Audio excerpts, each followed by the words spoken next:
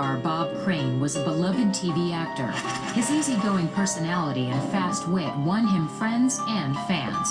But what he did behind closed doors led to quite a few enemies. Number 10, Bob Crane.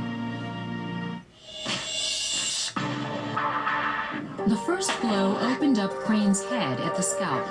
The second hit crushed the actor's skull. The killer then grabbed a VCR cord and strangled him. But Bob Crane was already dead. He was 49. The reason there's a bit of overkill, somebody wanted to do extreme violence, so there was a case of some anger and rage just against the person of Bob Crane. It was horrific with a camera tripod. I mean, his head was a pulpy mess when they found him. On June 28, 1978, police found more than just a grisly murder scene.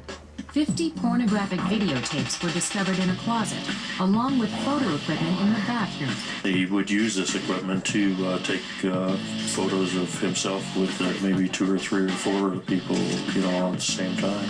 He had one of the first home video cameras ever marketed, and he liked to tape himself having sex with women, lots of women. Clearly, the fun-loving actor had a secret dark side.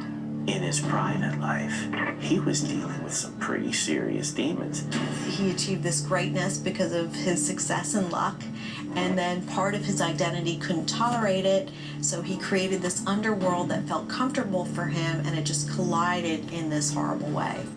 After Hogan's Heroes was canceled in 1971, Crane seemed to sink ever deeper into his pornographic compulsion. He had deep addictions, not just the kind where I'm going to go home and I'm going to, tie up the wife and have some kinky sex. No, it was like obsessive. The initial suspect in the case was Crane's longtime friend and sexual wingman, John Carpenter. They like to corral these girls and tape each other. I think possibly Carpenter had a little bit more of an interest in Bob Crane than Bob Crane had in him. Friends maintain that Crane wanted to cut off the friendship. Police found the actor's date book with the name John Carpenter scratched out.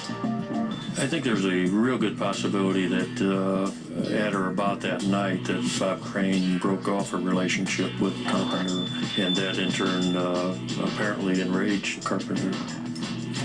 After the murder, police found Carpenter less than cooperative. He began to look like a suspect just from his avoidance of trying to assist in the investigation, plus some of the things he was saying or not saying just didn't sound right. Police found small traces of blood in Carpenter's rental car, but since DNA testing didn't exist at the time, they could prove only that it was Crane's blood type, not his specific blood. So the case against Carpenter remained circumstantial. They had theories on how the crime had been committed, and I felt that those theories were unsubstantiated. The case sat on the shelf for 14 years. That is until police found overlooked photos that showed blood and what looked like brain matter in Carpenter's car. John Carpenter was finally charged with killing Bob Crane.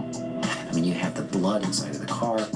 The blood type matched Bob Crane's. You had the tissue in the photograph that appeared very similar to the types of tissue from the bloody crime scene that was found on the pillowcase. All of those things together, we thought was going to convince a jury. The evidence proved inconclusive. On October 31st, 1994, he was acquitted. Carpenter died 4 years later at the age of 70.